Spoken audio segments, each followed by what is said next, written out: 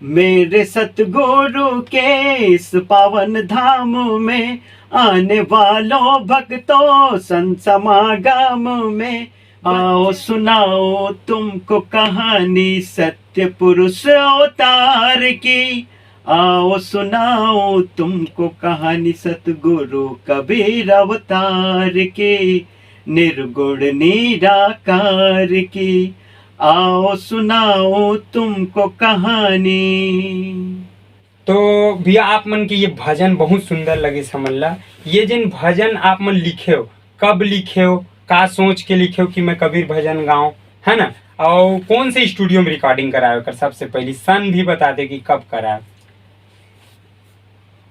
सबसे पहली तो मैं आप मन ला ये बता दो कि मैं है कबीरपंथी हूँ।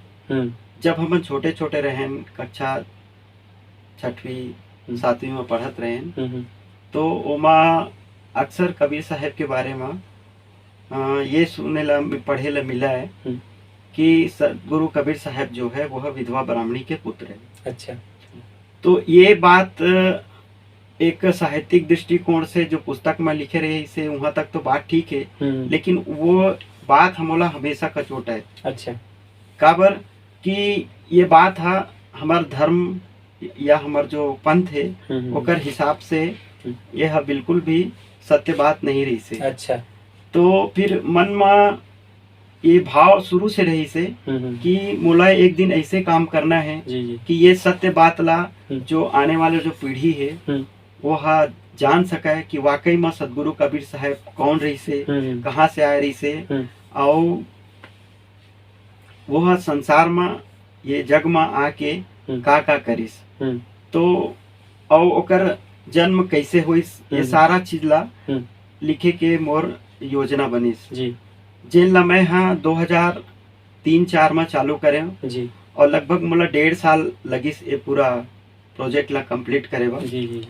ओकर बाद मैं बहुत से कंपनी मन के पास गया, बोला कोई सहयोग नहीं मिली जी जी जी। फिर मैं थक हार के सबसे आखिरी में दामा खेड़ा वंश गद्दी धनी धर्मदास साहब वंशावली प्रतिनिधि सभा में आए जी, और वहां से मुला पंच श्री हुजूर प्रकाश मुनि नाम साहेब और पूरा जो कबीर धर्मनगर और जो कहना चाहिए वंश 42 के मोला पूर्ण सहयोग मिलिस, और वही सहयोग से 2005 में मैं स्वरांजलि स्टूडियो में ये भजन ला रिकॉर्ड करे, जेमा सदगुरु कबीर साहब के प्रगट से लेकर के पूरा अंतर ध्यान तक के पूरा कहानी हवे, और बहुत ही सहज और सरल रूप में हवे।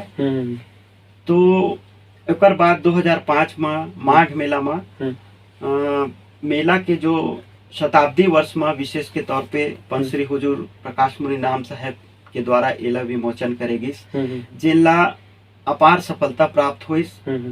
सबे कबीरपंथी भाई बहनी मन ओला हाथों हाथ लेन, और वहीं से मोर ये शुरुआत हुई कबीर पंथ में मोर भजन के। अच्छा, तो मतलब वो वहां से फिर रिलीज करके फिर दर्शक मन तक पहुंचाएगी।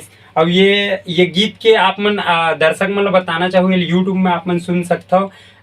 फिर से मैं बोलना चाहूँ छत्तीसगढ़ और भारत ही नहीं विदेश में भी, और आप मन जानते हो दामा खेड़ा में जो मेला होते वहाँ विदेश के लोग मनाते हमन देखे हैं, है ना? तो फिर एकर बाद आप मन के कौन सा एल्बम आइस?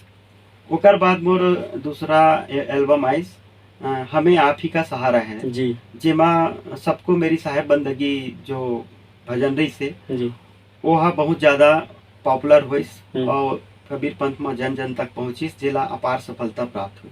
आप मन जैसे बताया कि दूसरा भजन आप मन के जन से थोड़ा 2 लाइन ओला सुनाते हो अपने दर्शक मन ला। मेरे सतगुरु के इस पावन धाम में, मेरे सतगुरु के इस पावन धाम में आने वालों भक्तों संत समागम में, बच्चे हो या बड़े हो संत जी, सबको मेरी साहेब बंदगी, सबको मेरी साहेब बंदगी।